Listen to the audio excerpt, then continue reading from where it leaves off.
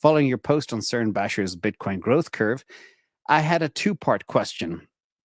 Since 2020, the rise in Satoshis per MicroStrategy share has been impressive, but as Bitcoin becomes more expensive and capital raises become more measured, do you expect a slowdown in the pace of Satoshi accumulation per share? And if so, how do you see the deceleration interacting with the projected Bitcoin price growth through 2030? And will MicroStrategy continue to outperform, or is there a point in where dilution and slower Bitcoin accumulation cap the upside? Well, it has been a crazy 5 years, and people still don't understand what they are doing. It's bonkers. I will spend some time on this because I was the first guy ever on YouTube. My third ever video was talking about MicroStrategy in 2020. Can you believe it? And I was in that trade since September. But let's talk about share accretion. This is the amount of Satoshis per share. This is the chart, and it's up 8.68x since inception. So if you had one MicroStrategy share in August 2020, you now have 8.68 times the number of Satoshis per share. And the share has gone up an awful lot in price, and it had a huge stock split too. But let's talk about a couple of things that are happening behind the scenes. And it still bewilders everybody out there. Literally, people are still confused by what's happening, and they don't understand the simple game that's going on. First of all, MicroStrategy does nail the biggest IPO of 2025, and they will smash by over $2.5 billion worth of Bitcoin, probably over the weekend or early next week, or maybe last week. I'm not sure exactly when. But this is going to be a very, very big, largest preferred and common equity IPOs in 2025. That's it. Why? Because there's demand for a different type of instrument, credit instrument that pays a better return with more upside. That's it. It's not hard. It's like big Bitcoin is just beating the hell out of fiat, and it's not a fair match at all. Also, the importance of being early. Your point was, can they continue this? Well, if you look at this cool little chart here I covered in a video the other day, it shows you how quickly they got to their first buy was 20,000 Bitcoin. That was a long time ago. So they went from 0 to 20,000 Bitcoin instantaneously. That's now extremely difficult for people to do.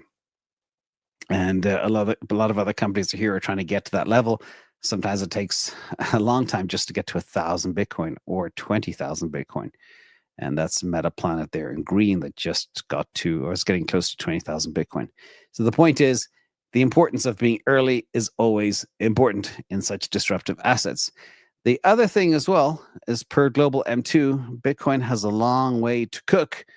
This thing is 82% to 87% correlated with a delay, and we have a long way to go, many believe. Also, what's also important, this is where it's going to get a bit crazy. Actually, I'm going to step out for a second because I'm going to talk about how much has been acquired and the level of front running against this hard asset.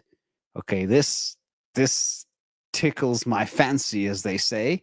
This is mind-blowing. So watch these numbers carefully, because they'll give you the importance of being early, but this matched against the scarcity of Bitcoin is bonkers.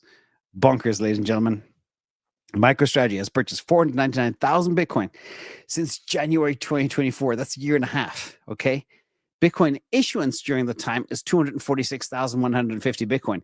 He's bought more than double the issuance, okay? His game is to front run the rest of the world before they wake up. And also, don't forget, many people around the world do not have the ability to buy Bitcoin or even a Bitcoin ETF like BlackRock iBit or something. This is their only exposure to Bitcoin. So they have all of that demand. And then there's now demand for all their preferreds, which I'll get into. But let's look at the hardness first. I'm going to show you two hardness reminders, which will put things in perspective. Everybody, play the long game on this Bitcoin thing because it's special. I put together a little table of the amount of Bitcoin mined per epoch. Every epoch is about 4 years, okay? So far, epoch 5 is what we're in right now. 656,000 Bitcoin will be mined. Sailor has 608,000 Bitcoin. He's basically bought nearly all of the epoch 5 supply. And since January, he's bought 500,000. And there's only 439,000 Bitcoin left to be mined during this epoch. He basically bought a lot more than all is left to be mined.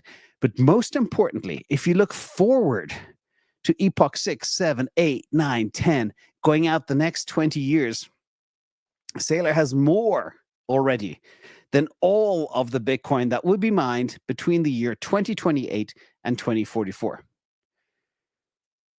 Bonkers. Okay, if Bitcoin is still around over the next 20 years and Michael Saylor is just sitting there on his bags, everything will do very well. Okay, it's a foregone conclusion because of the importance of front running, getting in early. Okay, this thing is going to get tighter and scarcer over time as we go forward. Now, let's look at the ETFs. This is even more bonkers.